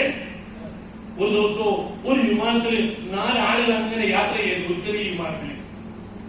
ആ ഒന്നാമത്തൊരു ഡോക്ടറാണ്, രണ്ടാമത്തൊരു എഞ്ചിനീയറാണ്, സോറി രണ്ടാമത്തത് ഒരു രാഷ്ട്രീയ പ്രവർത്തകനാണ്, മൂന്നാമത്തൊരു വക്കീലാണ്, 4ാമത് പഠിക്കുന്ന കുട്ടിയാണ്. ഇതേ സ്വന്തം പഠിക്കാൻ പോകുന്നു. അങ്ങനെ ഫ്ലൈറ്റ് അങ്ങനെ പോയിക്കൊണ്ടിരിക്കുന്ന സമയത്ത് പെട്ടെന്ന് പൈലറ്റ് പറോട് ഹലോ ഹലോ ഒന്ന് ശ്രദ്ധിക്കണം, എഞ്ചിൻ എന്തോ ഒരു ചെറിയ കംപ്ലൈന്റ് ഉണ്ട്. അത് കേട്ടപ്പോൾ എല്ലാവർക്കും വിഷമായി, പേടിയായി. ദൈവമേ, ഫ്ലൈറ്റ് തകർന്ന് മരിച്ചു പോകുമോ? അപ്പൊ അതിന് ആരും പേടിക്കില്ല. എല്ലാവർക്കും അതിനകത്ത് പാരച്യൂട്ടുണ്ട്, പേടിക്കാനൊന്നുമില്ല. അഥവാ അങ്ങനെ ഒരു പ്രതിസന്ധി ഉണ്ടാവുകയാണെങ്കിൽ ഞാൻ അപ്പൊ വിവരം അറിയിക്കും. നിങ്ങൾ ആ പാരച്യൂട്ട് ചാടിയാൽ മതി, ആർക്കൊന്നും സംഭവിക്കില്ല. അപ്പൊ എനിക്ക് സമാധാനമായി. ഇത്തിരി കഴിഞ്ഞപ്പോൾ പാരച്യൂട്ട് തിരിച്ചു. പിന്നെ സങ്കടകരമായ ഒരു സത്യം എനിക്ക് പറയാനില്ല. നിങ്ങൾ 4 ആളുകളെ 3 പാരച്യൂട്ട് ഉള്ളൂ. ഇത് കേട്ടോ പിന്നെ ആദ്യമായി പടച്ചവൻ ഫ്ലൈറ്റ് തകർന്ന് ഒരാൾ പഠിക്കുന്നത് ആരെന്നറിയില്ല. അപ്പൊ രാത്രി എന്താവും? ഇവിടെ ആരെങ്കിലും വിഷമിക്കരുത്. രാത്രി എന്താവും ചാടി കിട്ടു. അയാൾ പറഞ്ഞു, പ്രിയമുള്ളവരെ, ഞാൻ ജീവിതം എനിക്ക് വേണ്ടിയല്ല, നാടിന് വേണ്ടിയാണ്. നാടിന് വേണ്ടി ഒരുപാട് കാര്യങ്ങൾ ചെയ്യേണ്ട ആളല്ലേ. അതുകൊണ്ട് ഞാൻ രക്ഷപ്പെടുന്നത് നാടിന്റെ ആവശ്യമായി നിങ്ങൾ കാണണം. അതുകൊണ്ട് ഒന്നെടുത്ത് ഞാൻ ചാടിട്ടാം എന്ന് പറഞ്ഞു. ഒന്നെടുത്ത് അയാൾ ചാടി. അപ്പോഴേക്ക് 2ാമത്തെ ആള് ഡോക്ടർ ചാടിയിട്ട് അയാൾ പറഞ്ഞു, ഞാൻ ഡോക്ടറാണ്, എനിക്ക് ഒരുപാട് രോഗികൾ നോക്കാനാണ്, ഞാൻ ജീവിക്കുന്ന സത്യം എനിക്ക് വേണ്ടിയിട്ടല്ല, രോഗികൾക്ക് വേണ്ടിയിട്ടാണ്. അതുകൊണ്ട് കുറെ ആളുടെ ജീവിതമാണല്ലോ എനിക്ക് കിടക്കുന്നത്, അവിടെ ഒന്നും ഞാൻ ചാടില്ല എന്ന് പറഞ്ഞ് അയാൾ ചാടി. പിന്നെ ഒരു പാരച്യൂട്ട് പഠിക്കുന്ന കുട്ടിയാണ്, ഒരു പ്രായ വക്കീലാണ്. ഈ പഠിക്കുന്ന കുട്ടി ചാടി കയറിയിട്ട് ആ പാരച്യൂട്ട് എടുക്കാൻ നോക്കി. എന്നിട്ട് അത് തൊട്ട് മുമ്പേ ആ പ്രായമുള്ള വക്കീലിന്റെ മുഖത്തേക്ക് ഒന്ന് നോക്കി. പ്രായമുള്ള വക്കീലിന്റെ മുഖത്ത് ഒരു ഭാവമാറ്റമില്ല. അയാളെ പറയുന്ന പോലെ, നീ എടുത്ത് ചാടിക്കട, എനിക്ക് 19 വയസ്സായി, ഞാൻ സമൂഹത്തിൽ ചെയ്യേണ്ട എല്ലാം ചെയ്തു കഴിഞ്ഞാൽ നീ അങ്ങനെയല്ല, നീ നാടിന്റെ ഭാവി വാഗ്ദാനമാണ്. അവിടെ എന്റെ പോലെ എന്നെ നോക്കണ്ട, നീ ചാടിച്ചോളൂ. അത് കേട്ടപ്പോൾ ഒന്നും കൂടി റൈറ്റിലേക്ക് നോക്കി. എന്നിട്ട് ഒന്നുകൂടി വക്കീൽ നോക്കി. നല്ലൊരു ചിരി. മാമ, നമുക്ക് 2 ആൾക്കുള്ള പാരച്യൂട്ട് പഠിക്കുന്നത്. വക്കീൽ ചതക്കുന്നത് ആദ്യത്താള് എന്റെ സ്കൂളിലെടുത്താ ചാടിയോ. ഹലോ, ഇങ്ങനെ മൾട്ടി ലെവൽ മാർക്കറ്റിംഗ് നാടെന്ന് കരുതി കൂടുതൽ എടുത്ത് ചാരി മണി ചെയ്തത് കുറെ നാട്ടിലുണ്ട്. അതിലിപ്പോ പറഞ്ഞ കാര്യമില്ല. ഒരു മൾട്ടി ലെവൽ മാർക്കറ്റിംഗിന്റെ ലക്ഷണങ്ങൾ എന്തൊക്കെയാ? അതൊക്കെ ഉണ്ടെങ്കിൽ പിടിച്ചാൽ മതി. അതില് ഇന്ത്യയിലെ നമ്പർ 1 മാനേജ്മെന്റ്, ഒരു നയാ പൈസ കടലൊരു കമ്പനി. ഇനി ഒരു എംപ്ലോയ്മെന്റ്, ഒരു തൊഴിൽ ദാതാവ് നോക്കി ഇന്ത്യയിൽ കേന്ദ്ര ഗവൺമെന്റ് നമുക്ക് നോക്കാം. കേന്ദ്ര ഗവൺമെന്റ് ഇന്ത്യ രാജ്യത്ത് 31 ലക്ഷം ആളുകൾ തൊഴിലവസരം കൊടുത്തിരുന്നു. കേന്ദ്രത്തിന് കീഴിൽ 31 ലക്ഷം ആളുകൾ പണിയെടുക്കുന്നുണ്ട്. 12 ലക്ഷം കൊടുക്കുന്ന ഇന്ത്യൻ റെയിൽവേ, ഏറ്റവും വലിയ തൊഴിൽ സ്ഥാപനം ഇന്ത്യൻ റെയിൽവേ. 12 ലക്ഷം ആൾക്കാണ് ഇന്ത്യൻ റെയിൽവേ തൊഴിൽ കൊടുക്കുന്നത്. അത് കഴിഞ്ഞ് നമ്മുടെ രത്തൻ ടാറ്റയുടെ ചാറ്റയാണ് 7,2454 എംപ്ലോയീസ് ആണ് ചാറ്റയ്ക്കകത്തുള്ളത്. 7 ലക്ഷം ഉണ്ടാക്കി നോക്കാൻ നമുക്ക്. നമ്മുടെ സംസ്ഥാന സർക്കാർ 5.25 ലക്ഷം ആളുകൾ തൊഴിൽ കൊടുക്കുന്നു. പ്രിയ സുഹൃത്തുക്കളെ, ഇതിപ്പോ എത്രയുണ്ട്? 31, 12 കൊടുത്ത അവർ ചേർത്താണ് 31, 7, 38, 43 ലക്ഷം ആൾക്കാര് ഈ വമ്പന്മാർ ഒരുമിച്ച് ചേർന്ന് സംസ്ഥാനവും കേന്ദ്രവും ഇന്ത്യയിലെ ഏറ്റവും വലിയ കമ്പനികൾ തൊഴിൽ കൊടുക്കുന്നെങ്കിൽ ഇന്ത്യ രാജ്യത്ത് 80 ലക്ഷം ആളുകൾക്ക് തൊഴിൽ കൊടുക്കുന്ന ഒരു കമ്പനിയുണ്ട്. ആ കമ്പനിയുടെ പേരാണ് MI Lifestyle Marketing. അതിന് കേൾക്കുന്നുണ്ട് എന്തോ നമ്മളെ റിലയൻസ് ഒരു 3 ലക്ഷം ഉണ്ട്. അതേ കൂടെ കൊണ്ടുവരാം.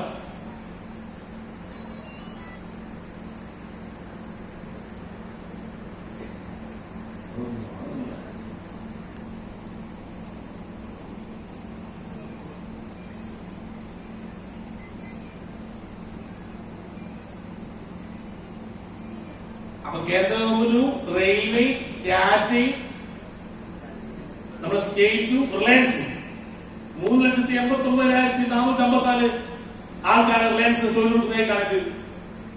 ആ സമയത്ത് 80 ലക്ഷത്തിന് മേലെ ആളുകളുടെ വീട്ടിലേക്ക് ഓരോ ആഴ്ചയും വരുമാനം അയച്ചു കൊടുക്കുന്ന കമ്പനിയുടെ പേരാണ് MI Lifestyle Marketing. നോക്ക് എവിടെ കിടക്കുന്ന കമ്പനിയുടെ വലിപ്പം.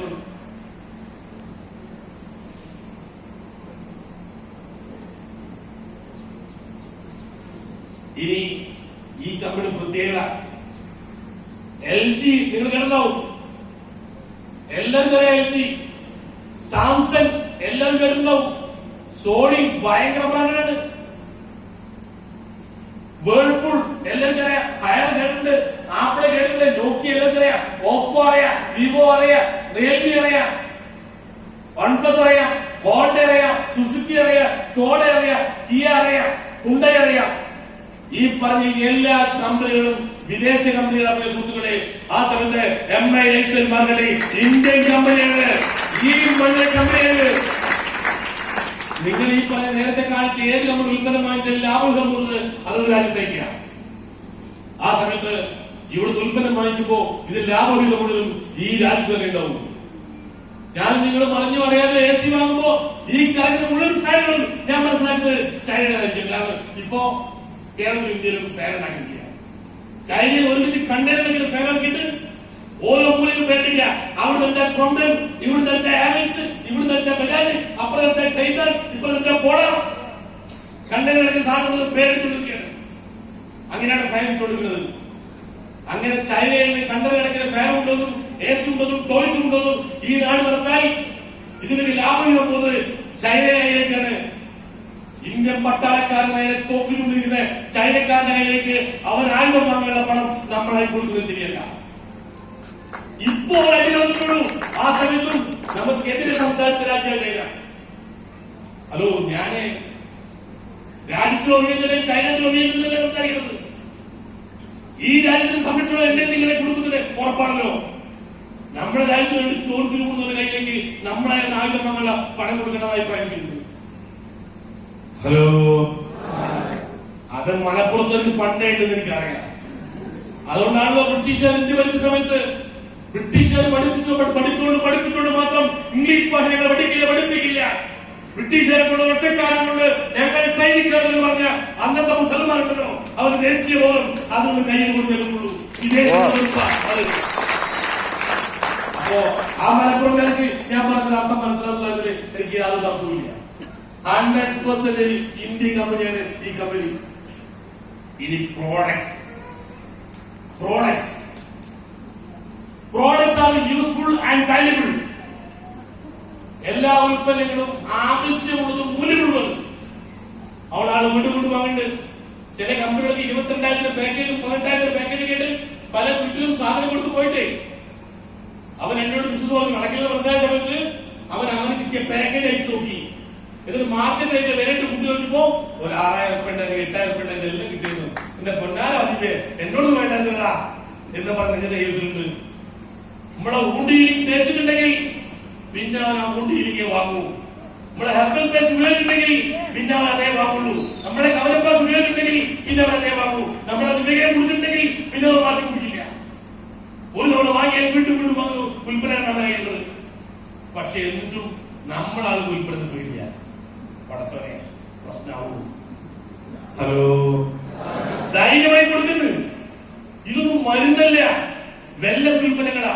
മരുന്ന് കെമിക്കൽ ഫോർമുല ഉണ്ടാക്കണം. കെമിക്കൽ ഫോർമുല ഉണ്ടാക്കുന്ന സാധനവും നിങ്ങൾ അമിതമായി കഴിച്ചാൽ സൈഡ് എഫക്ട് കുറഞ്ഞു പോകും. അളവ് കുറഞ്ഞാൽ ഗുണമുണ്ടാവില്ല.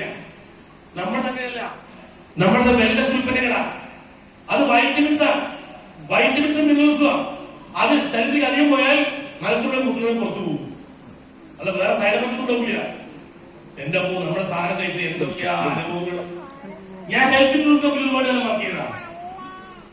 ഒരു ദിവസം എന്റെ ഒരു ലീഡർ വിളിച്ചു ചോദിക്കുക, എന്റെ ഒരു സുഹൃത്ത് വിളിച്ചു ചോദിക്കാണ്, സാറേ എന്റെ മോന് വല്യപ്പന് കൊടുക്കുന്ന ഗുളിക എടുത്ത് കുടിച്ചിട്ട് വേഗം ഐസിയുലാണ്, ഇൻഷുറൻസ് കവറേജ് കിട്ടുന്നത്.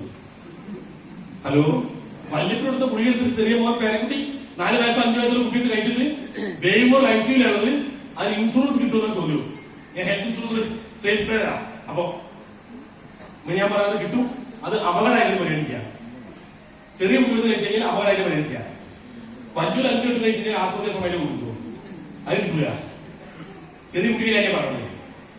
അതേപോലെ ഞാൻ മൈലേജ് സ്റ്റാർട്ട് ചെയ്യുന്ന സമയത്ത് എന്റെ ഒരു അഡ്വൈസർ വിളിച്ച് ചോദിക്കുന്നത്, ഡിസ്ട്രിബ്യൂട്ടർ വിളിച്ച് ചോദിക്കാണ്, സാറേ എന്റെ പോലെ 5 മില്യൺ സാറേ കസ്റ്റമർ ഉണ്ട്.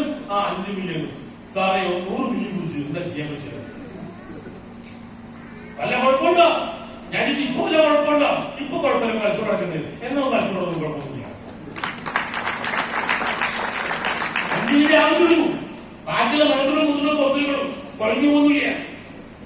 എന്റെ കൂടുതൽ ഡിസ്ട്രിബ്യൂട്ടർ കരിങ്ക കൊടുവഴിയുടെ കൃഷിക്കാർക്ക് ഒരു പ്രൊഡക്റ്റ് കൊടുത്തു, ബ്ലഡ് പ്രഷർ. ബ്ലഡ് പ്രഷർ 3 കുപ്പി ഒരുമിച്ച് കൊടുത്തു.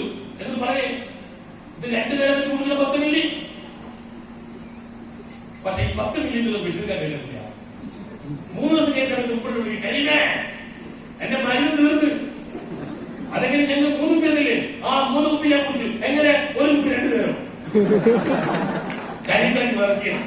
നേരെ അടുത്ത സാറേ ബഷീർക്കഥ ഒരു കുപ്പി വെച്ച് 2 നേരം കുടിച്ച് തീർത്താൽ 3 കുപ്പി 3 ദിവസം കൊണ്ട് തീർത്ത് വല്ല കുഴപ്പമുണ്ടോ?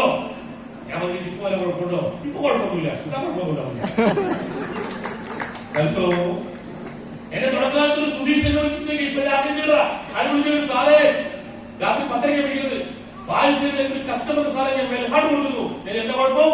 അത് രാത്രി കഴിച്ചു തുടങ്ങി സാറേ. അതെന്താ പ്രശ്നവും? അയാൾ ആദ്യം കഴിച്ചത് ആ പില്ലോ മാറുന്ന സാധനമാണ്. ആ തലയുടെ മാത്രം സാറല്ലേ കുഴപ്പമുണ്ടാവുന്നത്. ഞാൻ ചോദിച്ചു 10 ഗ്യാസ് ഉണ്ടായാലും ഈ സാധനം കണ്ടില്ലേ? പക്ഷെ ആൾ ചോദിച്ചിട്ട് നേരെ വെച്ച് സ്റ്റാർട്ടാണ്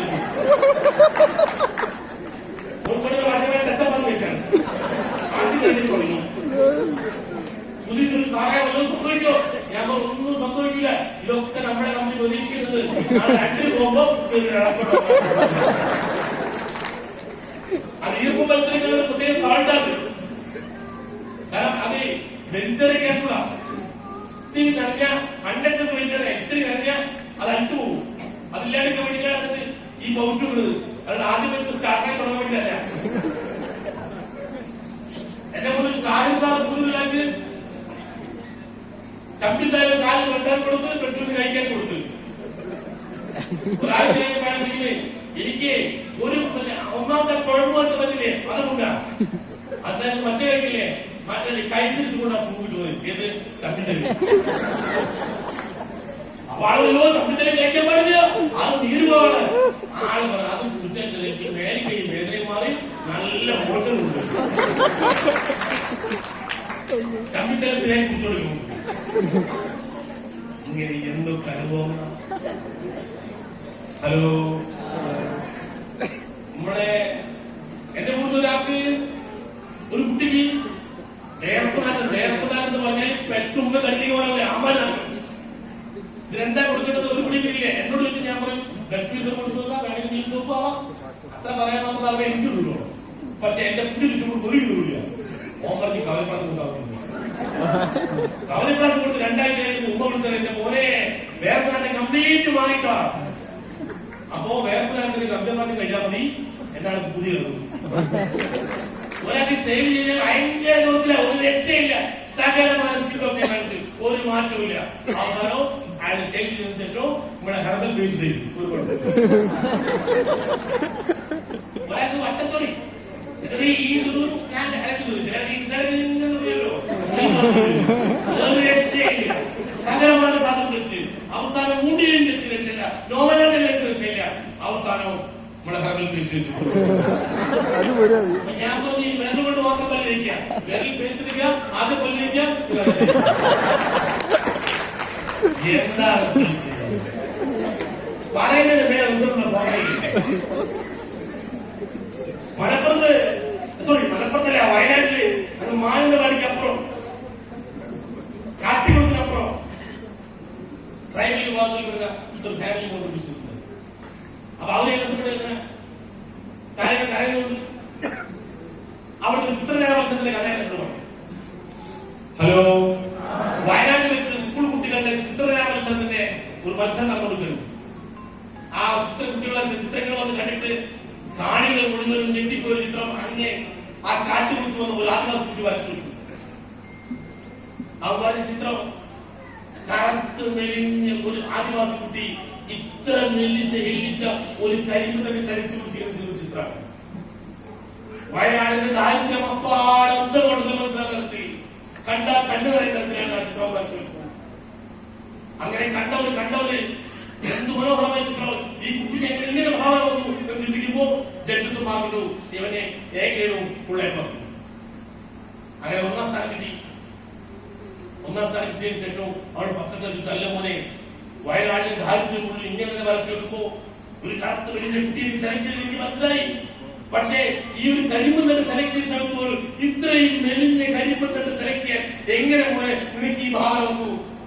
കുട്ടികൾ ഒറ്റ കരുത്തലാണ്. ഞാൻ വരച്ചത് ആദിവാസി കുട്ടി കരിമ്പുന്നത് കളിക്കുന്നതല്ല, ശ്രീകൃഷ്ണൻ ഓടമായി വായിക്കുന്നതാണ്. അതേപോലെ ഇപ്പോൾ സാധനം റിസൾട്ട് ഇപ്പോൾ പറയുന്നതിന് മേലെ റിസൾട്ട് കിട്ടിക്കൊണ്ടിരുന്നത് എന്താണെന്ന് എനിക്ക് അറിയില്ല. പക്ഷെ നിങ്ങൾ കൊടുക്കുന്നതിൽ നിങ്ങൾ കാണിക്കുന്നത്. ഹലോ, ഒരു പഴയ അതായത് 2 കൂട്ടുകാരുണ്ട്, അടുത്ത വീട്ടുകാരാ. ഒന്ന് സുരേഷും 2 ശ്രീധരനും. ശ്രീധരൻ എക്സ് മിലിറ്ററിയാണ്, ഭയങ്കര സ്ട്രിക്റ്റാ. അയാൾ മിലിറ്ററി വന്ന ശേഷം ഭയങ്കര സ്ട്രിക്റ്റാ. സുരേഷ് ടൈൽസ് പഠിക്കാറാണ്. അതുകൊണ്ട് ഭാര്യയായിട്ട് മക്കള് ഫുൾ ഹാപ്പിയായിട്ട് ജീവിച്ചുകൊണ്ട് ഓരോ വീട്ടിൽ നല്ലൊരു അനുസരിച്ച് നായുണ്ട്. ശ്രീധരന്റെ വീട്ടിലാവട്ടെ മൂപ്പൊരു ഭാര്യ, ഒരു നല്ല മകന്, ഒരു പ്ലസ് പഠിക്കുന്ന മകള്, ഒരു പഞ്ഞി കെട്ടുകൊണ്ട് മൊയല്. ഇതാണ് അവർ ഫാമിലി. ഒഴിവ് സമയത്തൊക്കെ ഈ മൊയലിനെടുത്ത് ഇങ്ങനെ കാവലിക്കുന്നത് എപ്പോഴും സുരേഷ് കാണാറുണ്ട്. അവിടെ ഇവര് ഭയങ്കര അണ്ടർസ്റ്റാൻഡിംഗ്. അടുത്ത വീട്ടുകാരാണല്ലോ, ഇയാളുടെ ഒടുക്കത്തെ സ്ട്രിക്റ്റും.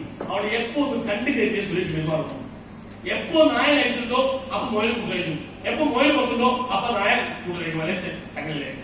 ഇങ്ങനെയാണ് ജീവിച്ചു പോകുന്നത്. ഒരു ദിവസവും സുരേഷ് ഞായറാഴ്ച ഒരു ഭാര്യ മക്കളും സ്വന്തം വീട്ടിലേക്ക് പോയപ്പോ ടൈൽസ് പഠിക്കാറല്ലേ, ശരിയായിട്ട് വരെ പഴുത്ത് നന്നായിട്ട് കിടന്നുറങ്ങി. എന്നിട്ടൊരു 10-11 മണിക്ക് ആ നായനെ കഴിച്ചുകൊണ്ടിരുന്നു. അപ്പോഴേക്ക് മറ്റേ വീട്ടിലെ ശ്രീധരനും ഭാര്യയും കൂടി ഒരു കല്യാണത്തിന് വിളിച്ചു. ഇവൻ നായനെ കഴിച്ചിട്ട് അങ്ങനെ ചായ കപ്പി. സാധാരണ കല്യാണത്തിന് പോകുമ്പോൾ പറഞ്ഞിട്ടേ പോകുള്ളൂ. ഇത്തവണ പറഞ്ഞില്ല. ഇവന് ഒരു 10 എഴുന്നേറ്റ് നായനെ കുറിച്ച് അങ്ങാടി പോയി ചായ കഴിച്ച് വീട്ടിൽ കാണുന്ന കാഴ്ച ഇവന്റെ അനുസരണമായ ആ ശ്രീധരന്റെ മൊയനെ കടിച്ച് കൊടയാണ്. ഈ കടിച്ചു കൊടയാണപ്പോ ഒരു ഓടി ചെന്ന് നായനെ വായിൽ മുയൽ പുറത്തിട്ട് ചപ്പയിൽ മുയൽ ചത്തു. സങ്കടം സഹിക്കാനാവില്ല. ദൈവമേ, എങ്ങനെ ഞാൻ ശ്രീധരന്റെ മുഖത്ത് നോക്കുക? എങ്ങനെയാണ് ഭാര്യ നോക്കുക, എങ്ങനെ മോളെ കരച്ചിലായിരുന്നാണ് എനിക്ക് ചിന്തിക്കാൻ പോലും പറ്റില്ല. ആ മോളെ എപ്പോഴും എടുത്ത് ഇങ്ങനെ താല്പര്യം പോയാണ് അതിന് എന്നെ നായത്തെ കൊന്നല ദൈവമേ എന്നൊരു സങ്കടം വരും. ഈ സങ്കടത്തോടെ ഒരു അടുത്ത പുള്ളി അനിയനെ വീട്ടിലേക്ക് കൂടി സുമേഷിനെ വീട്ടിലേക്ക് കൂടി, എടാ സുമേഷ് നീ അറിഞ്ഞാ നമ്മുടെ നായ ശ്രീധരന്റെ മുയലിലേക്ക് അടിച്ചു കൊന്നടാ, എന്താ ചെയ്യാ, എങ്ങനെ ഞാൻ ആശ്വസിപ്പിക്കാം? അപ്പൊ സുമേഷ് ചോദിച്ചു, ഇത് പറയാൻ കണ്ടിട്ടില്ല, ഞാൻ മാത്രമേ കണ്ടിട്ടുള്ളൂ. ഒരു കാര്യം ആ കൂലം പൊട്ടിക്കും, രണ്ടായാലും തെളിവിടും, രണ്ട് നായ കെട്ടിട്ടെടുക്കും. അപ്പൊ അല്ലടാ നിറയെ കടിച്ച് കുടഞ്ഞതിന്റെ അടയാളം ഒക്കെ വേണ്ടത് നിറയെ മണ്ണുണ്ട്. 10 ദിവസം സംബന്ധമായിട്ടുള്ളൂ. കല്യാണം കഴിച്ചിട്ട് പറയാൻ എന്തായാലും 1-2 മണിയാവും. നമുക്ക് മണ്ണം പോയി വരെ ഇത് മുടക്കാറ് ഇത് മുഴുവൻ കളവ് ചെയ്ത് ശീലമൊന്നുമില്ല. പക്ഷെ ഇപ്പൊ തന്നെ വേറെ വഴിയില്ലാത്തതുകൊണ്ട് സുരേഷ് ആ നായകന്റെ പൈപ്പിൽ താഴെ നല്ല സർഫക്സ് കുടിപ്പിച്ചു. ഈ സാധനം ഉണങ്ങുന്നില്ല, കറക്കിട്ടവരുടെ ഇഷ്ടം പോലെ തുടച്ചു നോക്കി ഉണങ്ങില്ല. അവസാനം ആ ബെഡ്റൂമിലാകുമ്പോഴേ ബെഡിന്റെ നിലക്കെത്തി ഹൈ സ്പീഡിൽ ഫാനിട്ട് ഒന്ന് തുടങ്ങി ഇല്ല, ഒരു കമത്തിക്കും തുടങ്ങി, പിന്നെ ഫാൻ പിന്നെ ഒന്ന് ഇങ്ങനെ കളിച്ചോണ്ട് ഏകദേശം 1:30 മണിയായി. ഏകദേശം ഉണങ്ങിയിട്ടുണ്ട്, ശരിക്കും കൂടെ ഉണങ്ങിയിട്ടില്ല.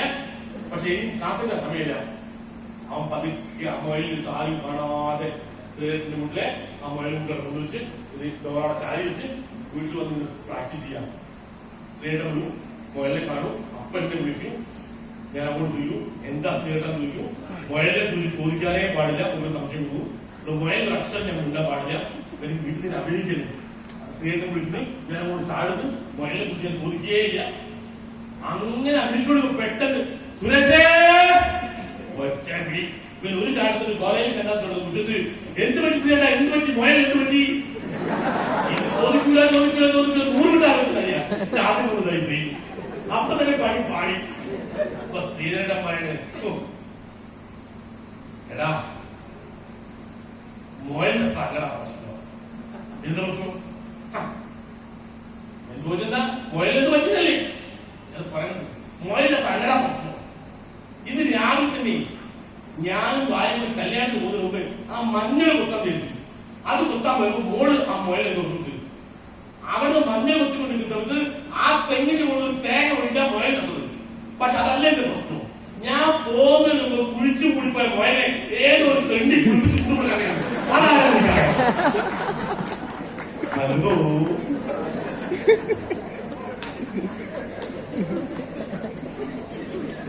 എന്തിനാ വാക്ക് കേട്ട് ചത്ത മുയൽ കുഴിച്ചിട്ട് മുമ്പ് പോയത്. പക്ഷെ സുരേഷിന്റെ സ്വന്തം നായ സംശയം. സുരേഷിന്റെ നായ ചതിക്കില്ല, എംപയറിന്റെ പ്രൊഡക്റ്റ് ചതിക്കില്ല. 100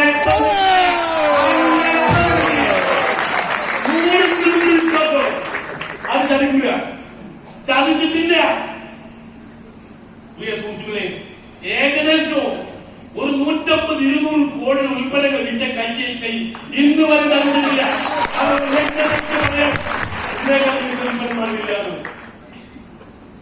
അതെന്റെ ഗ്യാരണ്ടി, അതാണ് wellness guarantee. Believe in your products. Product വിശ്വസിക്കും. ബ്ലൈൻഡ് ബിലീവ് യൂസ് ചെയ്യും. ബ്ലൈൻഡ് ബിലീവ് യൂസ് ചെയ്യും. അന്ന് നിങ്ങൾ പറയൂ ലീഡേഴ്സ് പറഞ്ഞ് ശരിയായിരുന്നു. അങ്ങനെ ഉപയോഗിക്കാവുന്ന വ്യത്യസ്ത കാറ്റഗറിയിലുള്ള ഉൽപ്പന്നങ്ങൾ നമ്മുടെ കയ്യിലുണ്ട്. വെൽനസ് കെയർ ഏറ്റവും പ്രധാനപ്പെട്ടത്, ഹോം കെയർ അടുത്തത്, nutritional care, personal care, food and government. ഈ 5 കാറ്റഗറിയിലുള്ള പ്രോഡക്റ്റ് ഇനി ഇഷ്ടമുള്ള പ്രോഡക്റ്റ് വരും. ഉള്ള കാര്യങ്ങളാണ് ആയിട്ടില്ലോ ഇനി പ്രോഡക്റ്റ് വരും. ഇവിടെ കമ്പനി MD പറഞ്ഞത് നമ്മളെ കമ്പനി വളർന്ന് പന്തലിക്കുന്ന സമയത്ത് പിന്ന് മുതൽ പ്ലെയിൻ വരെ വിൽക്കാൻ അവസരം എല്ലാവരും വിശ്വസിക്കുന്നൊന്നുമില്ല. ഞാൻ വിശ്വസിക്കുന്നു. നമ്മളെ മാനേജ്മെന്റ് എന്ത് പറഞ്ഞിട്ടോ അതെല്ലാം ചെയ്തിട്ടുണ്ട്. പറയുന്നത് ചെയ്യും, ചെയ്യാവുന്നതേ പറയുന്നു. അതാണ് നമ്മുടെ കമ്പനിയുടെ ഗുണം. ഉൽപ്പന്നങ്ങളോ ഈ നാട് സകലമായ മാർക്കുകളും എല്ലാ ഗുണനിലവാരങ്ങളും പാലിക്കുന്ന മേഖല എല്ലാം പറഞ്ഞു പോകുന്ന സമയമില്ല. 700-ലധികം വരുന്ന നമ്മുടെ ഔട്ട്ലെറ്റുകളുണ്ട്. ഇനി ഈ പ്രൊഡക്റ്റ് ഉണ്ടാക്കുമ്പോ വിൽക്കുന്ന സമയത്തായിരിക്കും ലാഭം ഇടുന്നത്. നമ്മുടെ കമ്പനി ഈ ഉൽപ്പന്നം ഉണ്ടാക്കുന്ന സമയത്ത് ഈ ഈ നാട്ടിൽ ഒരുപാട് ആളുകൾ വരുമാനം കൊടുക്കുന്നുണ്ട്. അതായത് ഈ മേഖലയ്ക്ക് ആവശ്യമായ ഇൻഷുറൻസ് ഉത്പാദിപ്പിക്കുന്ന നോർത്ത് ഇന്ത്യയിലെ, ഉത്തരേന്ത്യയിലെ, ജാർഖണ്ഡിലെ സാധാരണമായ കർഷകർക്ക് വരുമാനം കിട്ടുന്നുണ്ട്. അവിടെ ഇൻഷുറൻസ് നമ്മൾ വാങ്ങുന്നത്. ഉത്തരാഖണ്ഡിലെയും ജാർഖണ്ഡിലെയും ഒരുപാട് പട്ടികയിലെ കർഷകർക്ക് ഒരു ആശ്വാസമാണ് നമ്മുടെ കമ്പനി. ഈ ഉൽപ്പന്നങ്ങൾ വെട്ടിയെടുത്ത് ഫാക്ടറിയിൽ പണിക്കുന്ന ഇഷ്ടം പോലെ ഫാക്ടറി തൊഴിലാളികൾക്ക് വരുമാനം കൊടുക്കാൻ ഈ കമ്പനി സഹായിക്കുന്നു. ഈ ഉൽപ്പന്നങ്ങൾ ഇന്ത്യയിലെ മറ്റ് സ്റ്റോറുകളിൽ കൊണ്ടുപോകുന്ന ലോറി ഡ്രൈവർമാർക്ക്, ക്ലീനർമാർക്ക്, അതുമായി ബന്ധപ്പെട്ട പ്രവർത്തകർക്ക് ഇഷ്ടംപോലെ തൊഴിൽ കൊടുക്കുന്നു. നമ്മുടെ ഔട്ട്ലെറ്റുകൾ അഭ്യസിച്ച ചെറുപ്പക്കാർ നല്ല ശമ്പളത്തിൽ പണിയെടുത്തു കൊടുക്കുന്നു. അങ്ങനെ ഈ ഉൽപ്പന്നം എടുത്ത് കൗണ്ടറിലേക്ക് വെക്കുന്നതിന് മുമ്പേ